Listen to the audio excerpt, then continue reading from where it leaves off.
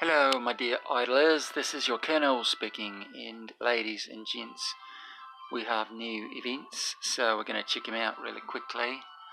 We also have our new autumn background here, so that's kind of nice. And let's see, first we go to our mailbox and we're going to see, so we got Mid-Autumn Festival. Lutz wishes you a happy reunion with family in Greater Orangey. Please accept our gift below. So I guess this is just a random Mid-Autumn Festival reward here. So 5 scrolls and 815 gems. Very nice. So the daily reward is going to be 3 heroic summon scrolls. So that's nice. That means it is the summon event, which I was expecting. And so you're going to get 3 scrolls per day in your mailbox. Trial of the Champion has started, and this is free team up arena rewards. I did very poorly this time. I was not able to keep on top of it this afternoon, so I did not place very well. Anyway, enough about me. Let's see, we're going to go here and claim our little reward here. Nice. We'll start again. Okay. Let's see, what else do we have to do here? Let's see, we'll get our gems. Check in, I guess. Get some more gems. So let's see now. So we have a Mid-Autumn Festival here. Let's check that out really quickly. So first of all, drink to the moon. During the event, log in to the game. Oh, so this is just a login event. These are always nice because they're basically just free prizes as long as you log in every day.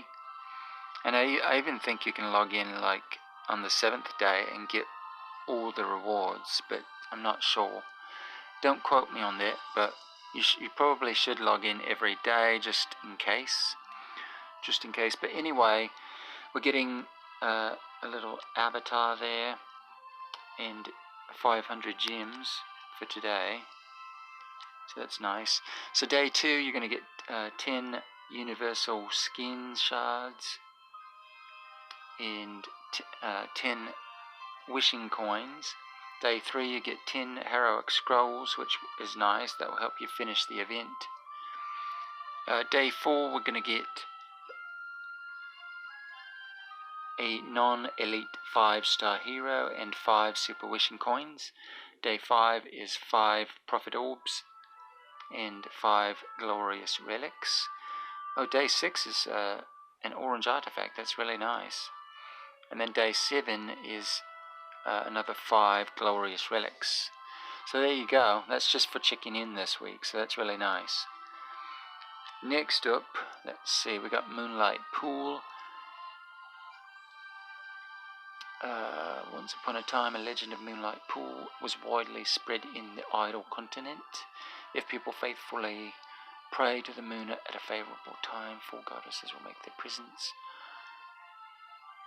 Okay. So on this, let's see, what do we do here?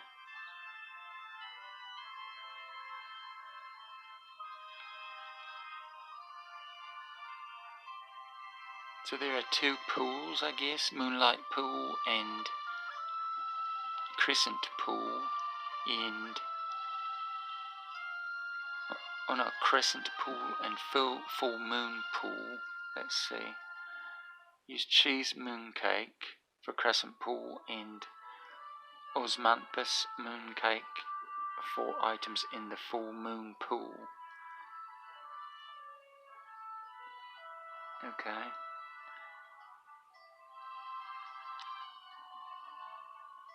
So let's see here.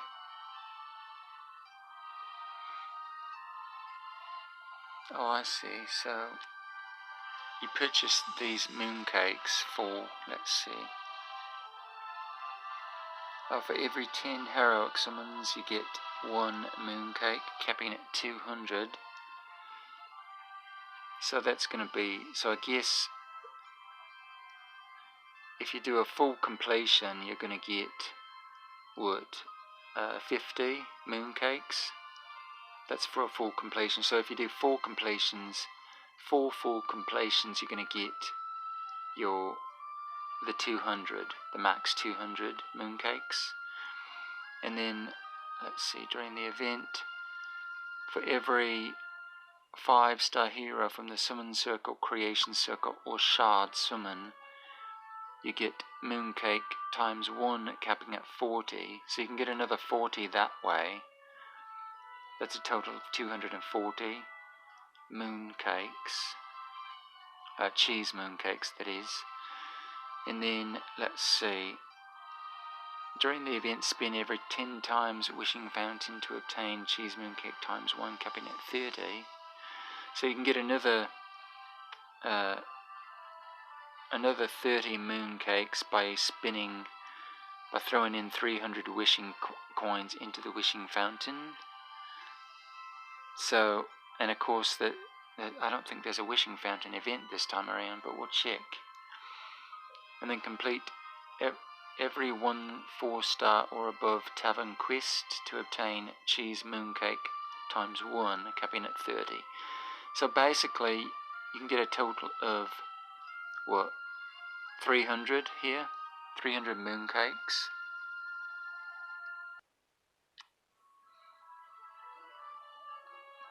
And then in order to get the Osmanthus mooncake, you gotta do value packages or the Festive Lantern pack.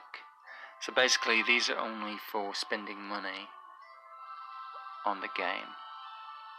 So you can get some of these elite heroes over here in the Crescent event, or you can get these light and dark hero shards for the more expensive for actually spending money on the game.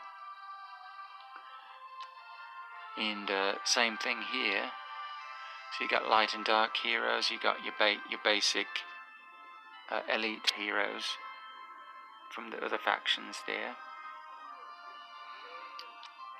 And then here you're going to get, again, you got elite heroes from the regular factions, and then you got light and dark heroes here on the full moon. And again, you're only going to get these by spending money.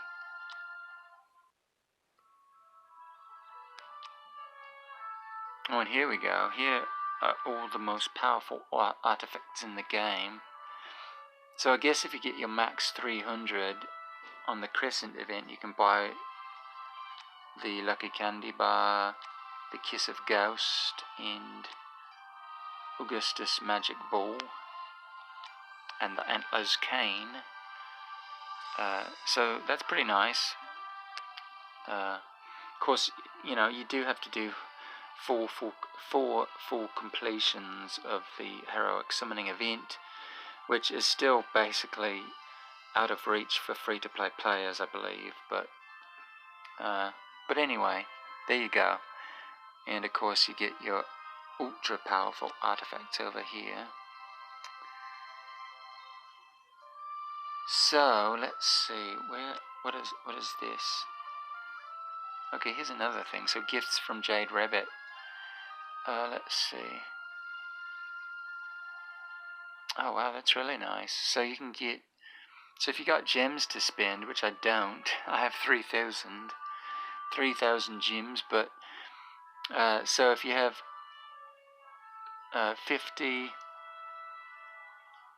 55-star hero shards plus 2,500 gems, you can trade those in for a light elite hero, I guess. Yeah, that's really nice. And same thing for dark hero here, limit 1. Oh, this is nice too. So for an orange artifact, you can see I have 47 out of 50 shards there, so I'll probably get 3 more here at some point during this week, I would assume. For that and 1,500, you can get a class. What is it? An elite exclusive orange artifact here.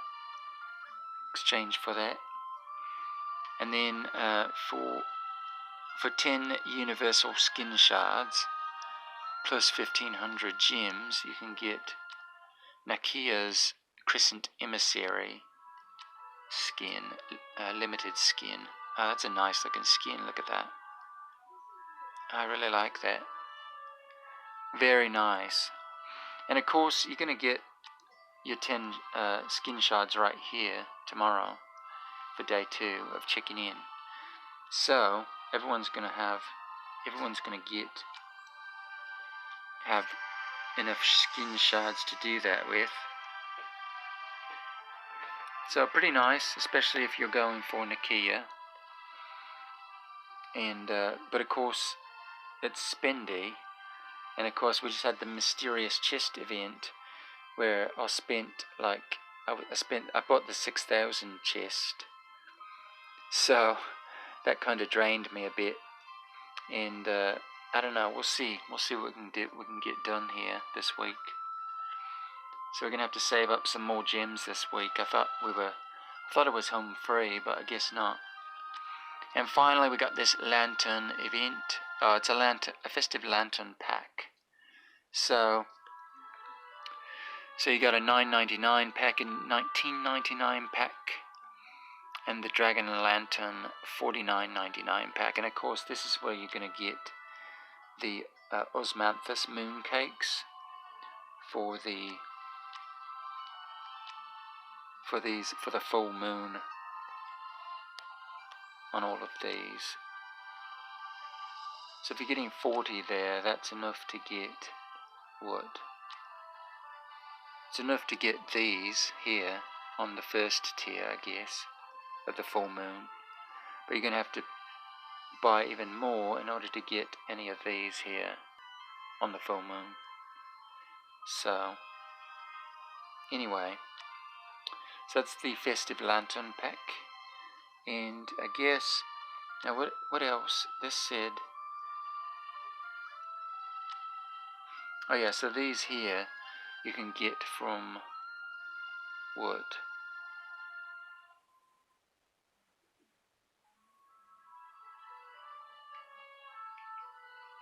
I don't know, let's see. Let's look at cool events now, the weekly events. Let's see. So first of all, so Shadow Graveyard, I ended up with 2,500 shards, which is enough to get my my Jorah here, but I don't think I want to really pull the trigger on that.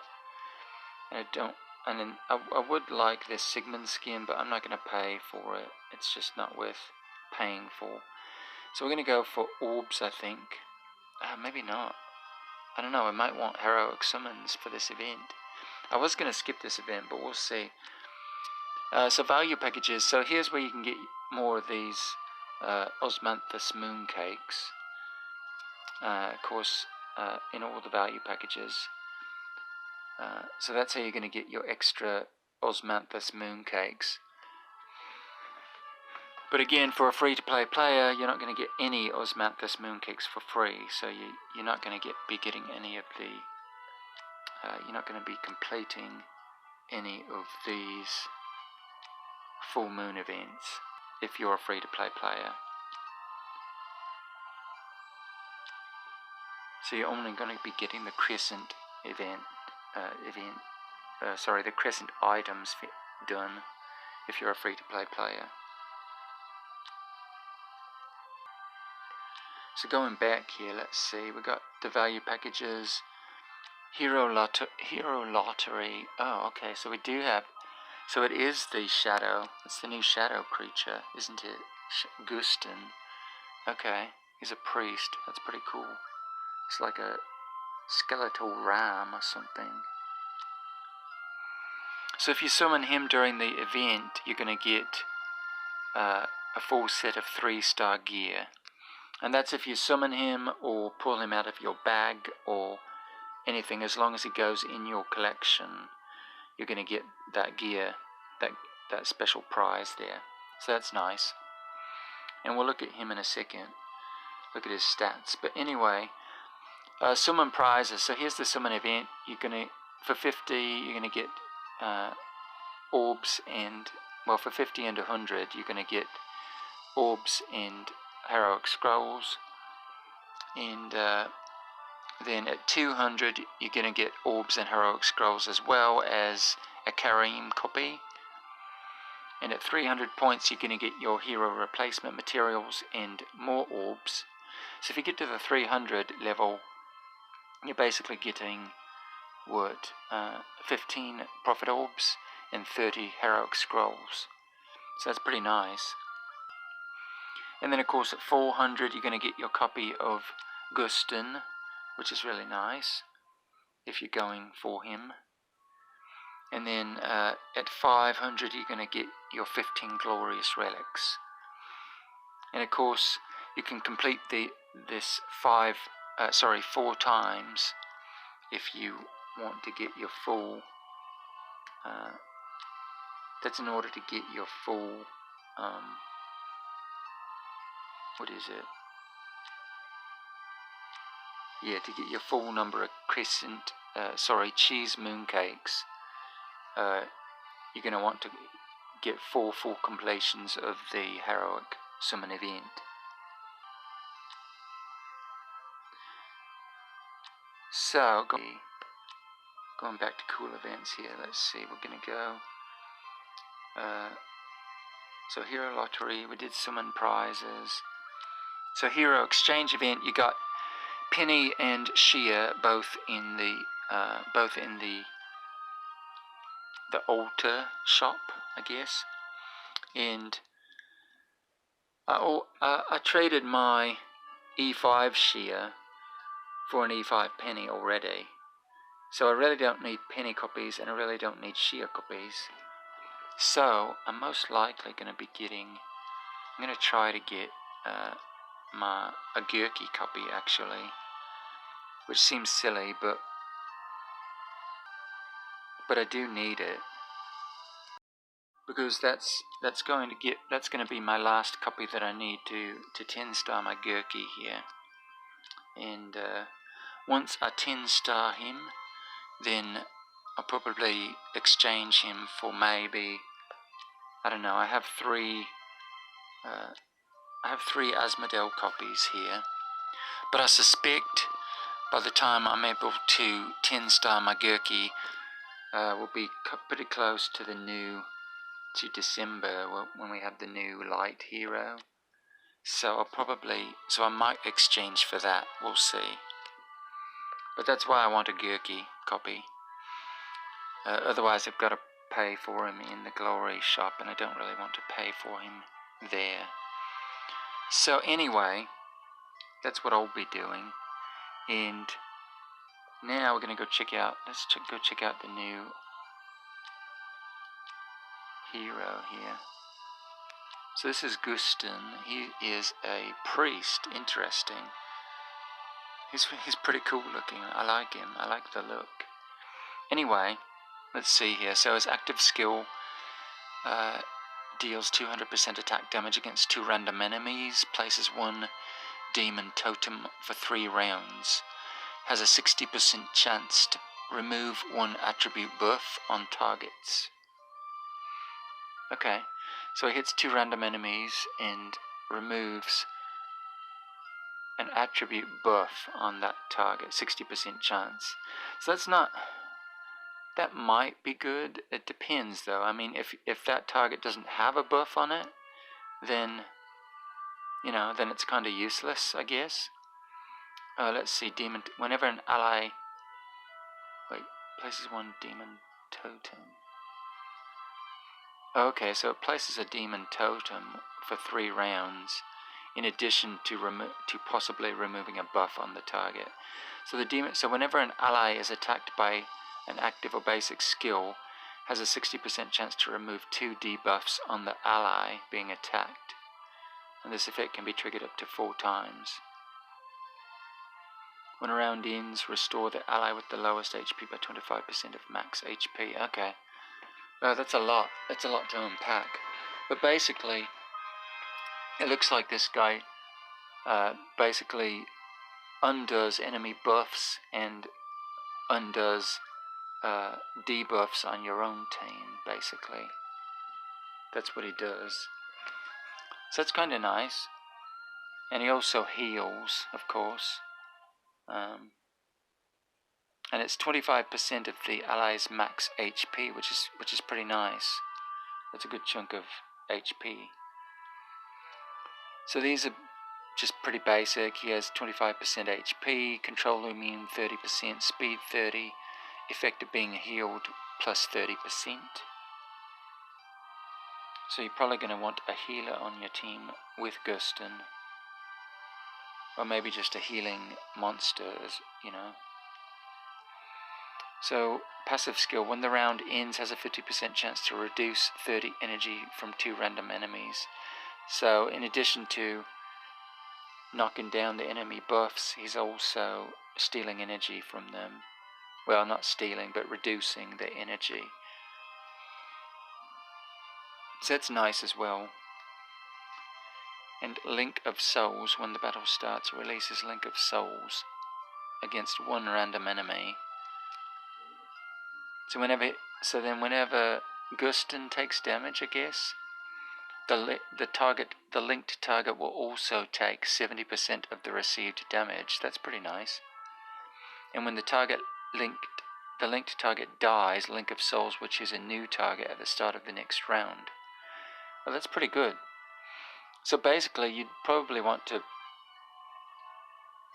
give Goostin here just lots of HP. So he'd probably be good with an HP stone and damage reduce artifact or something like that. Just make him really tanky so that he can stay alive long enough to keep this Link of Souls going throughout the match. And of course, he's also going to be debuffing and buffing your team and the enemy team that whole time too. So yeah, I'd probably put HP on this guy. Just try to buff him up a lot so that he stays around a while. So it's a pretty nice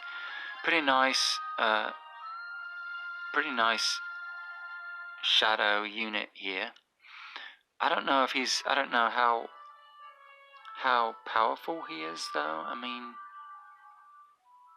I don't know.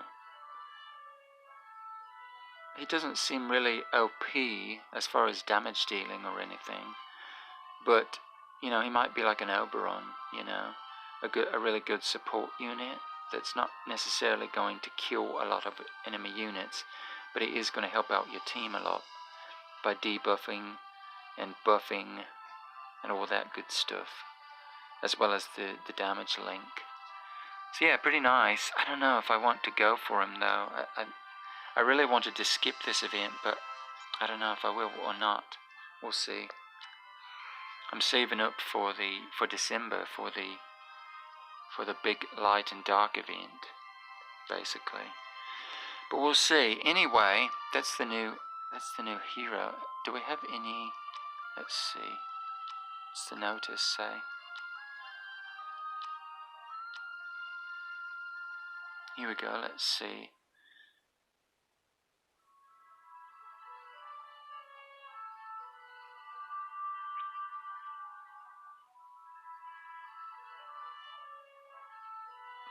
Okay, so Amun-Ra is in the Glorious Temple, and as well as her limited skin in the Glorious Temple, and she can be summoned from elite 5-star Dark Hero shards. That's nice. Added Penny's limited skin, infinite joy to the Glorious Temple as well. Adjusted skills of Horus. Oh, Horus and Jorah. Okay, so they upgraded Horus and Jorah. We gotta look at those.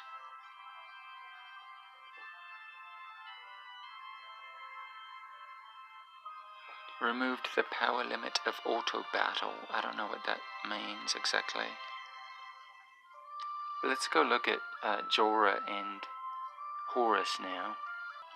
And I did write down their stats, so so their previous stats, I should say. So that's good. Let's compare, I guess. So first of all, we'll do Jorah. So let's see. What do my notes tell me here? Let's see. So she has same base stats.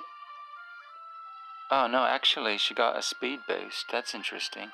So her speed used to be 1164, and now it's 1188.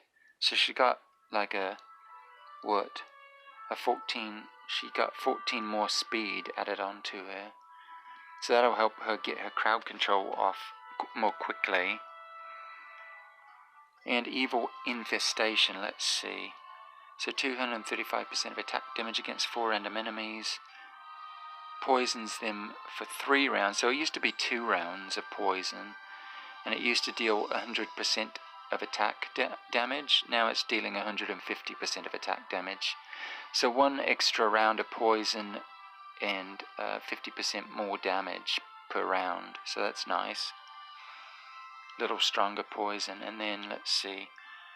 Then she used to have a 20% chance to freeze or petrify, and now that's upped to a 25% chance. So that's pretty nice as well. So she got some nice buffs to her active skill, but it really doesn't change her role at all. You know, she's still poisoning and freezing and petrifying just like she did before, just a little bit better percentages, I guess. So next we got Jorah's Temptation, which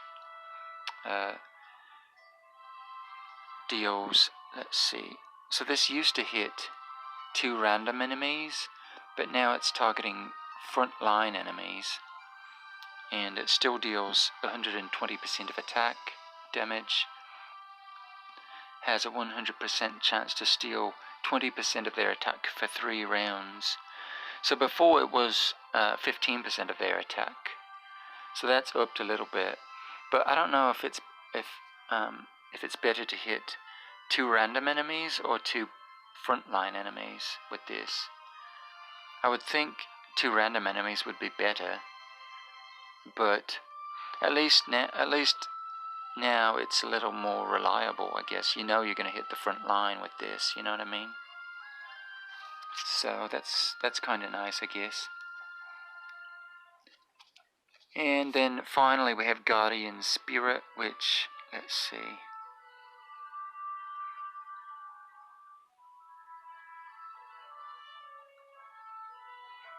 So actually this is completely different. Yeah, this one's very different.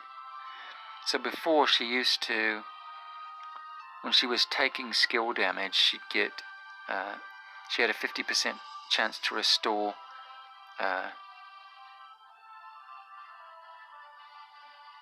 restore 280% of attack as HP, and 50% chance to gain 30 energy. So now, whenever she petrifies someone, she gets 250% of attack as HP back. So, and it's not a 50% chance, it's just automatic, based on whenever she petrifies a foe. So that's kind of nice. And then increases self 10% of attack for 3 rounds. And again, that's just automatic, it's not a 50% chance. And then whenever a foe is frozen, restores self 20 energy and increases self 10% of attack for 3 rounds. So basically before with her ability, it was only when she was taking damage, skill damage. Whenever she took skill damage, she had a 50% chance of restoring HP and restoring energy to herself. But now there's no 50% chance, it's just automatic, and it's whenever she petrifies or freezes a foe. So that's that's different, because before she had to take damage in order to possibly trigger one of her abilities, and now she automatically triggers her abilities whenever she petrifies or freezes a foe. So that's really nice. And yeah, So I think she is better at what she did before, and but again, she's not going to be. I don't think she's going to be OP at all. You know, she's still going to be Jorah basically. She's just a little bit better Jorah is all. But you know, her speed's going to help her get her attacks off more quickly, and of course, whenever she petrifies or freezes a foe, she's going to trigger these abilities here with Guardian Spirit. So it's pretty nice. Good buffs to Jahra. And now we're going to look at Horus. And Horus is my favorite. I'm actually building Horus, so that's nice that he got buffed. So let's see, his base stats. He actually got... No. His base stats are the same. Yeah, his base stats have not changed at all. But let's see, so active skill, Torment of Flesh and Soul. So 206% of attack damage against 3 random enemies. That's still the same. And it bleeds them for 100% of attack for 3 rounds. That's still the same as well. If the enemy is in the front line, deals an extra 15% of the enemy's max HP, which is the same as it was before as well. And the damage caps at 1500% of Horus's attack, which is the same. If the enemy is in the back line, guarantees an extra 108% of critical strike damage. So actually his active skill has not changed at all. So that's interesting. They did not change his active skill. So for Corrupted Rebirth, let's see, he's got... what does that do?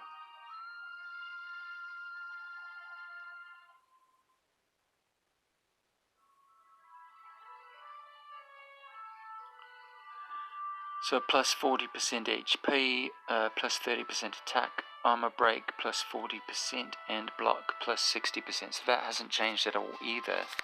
Interesting. What has changed on him? So Descending Raven, when a hero on the battlefield releases active skill, Horus gains 5% attack and 2% of crit damage. So before, he was gaining 3% of attack and 3% control immune, and then 1% crit damage. So now he does 5% of it. He gains 5% of attack and no control immune, but gains 2% crit damage instead of 1% crit damage. So I don't know if that's... I guess that's a little bit better. I mean, he's going to deal more damage, obviously, but his control immune is going away. So, let's look at his final ability here. So, passive skill. Let's see. So, with every 3 successful blocks, Horus dispels all effects of being controlled on self. Oh, okay, so there we go. So, he does have... So his 3% control immune goes away on this ability, but now he just automatically, with every 3 blocks, he's going to dispel all effects, all control effects on him, and deals 20% of max HP as damage on 3 random enemies.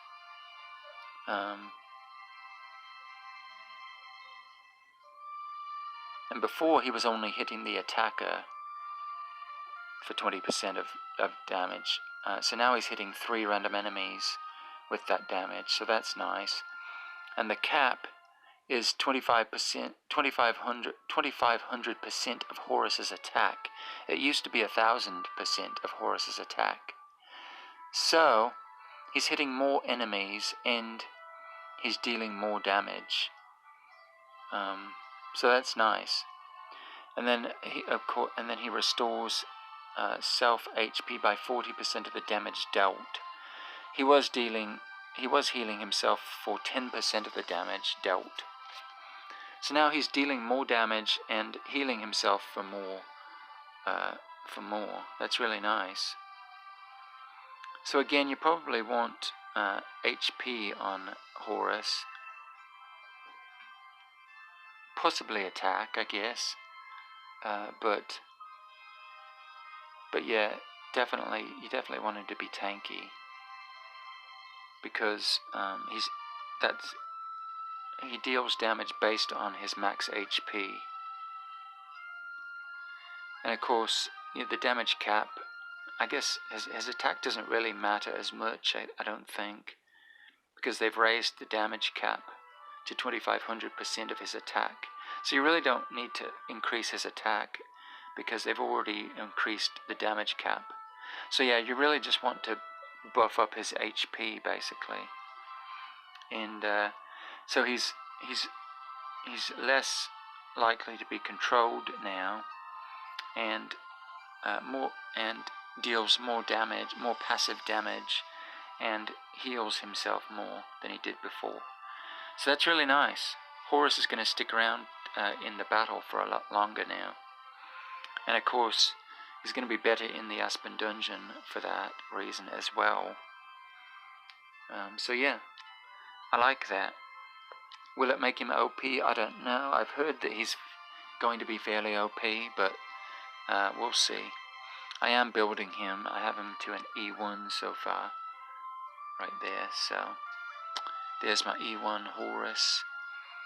And of course he's got his, what do we got? We got block and HP on him, and the withered armor. So he's very tanky, has a lot of HP, and I think he'll work out really well. So I'm really excited to use him now, and to get him to E5, of course. Anyway, is that everything? I think that's everything we need to discuss tonight, everybody. That was a lot to unpack, wasn't it? Anyway, thank you so much for joining me. I am your Colonel, signing off. And remember, as always, karma can be a bitch, but you gotta love her. We'll see you all in the next video, everybody. Goodbye.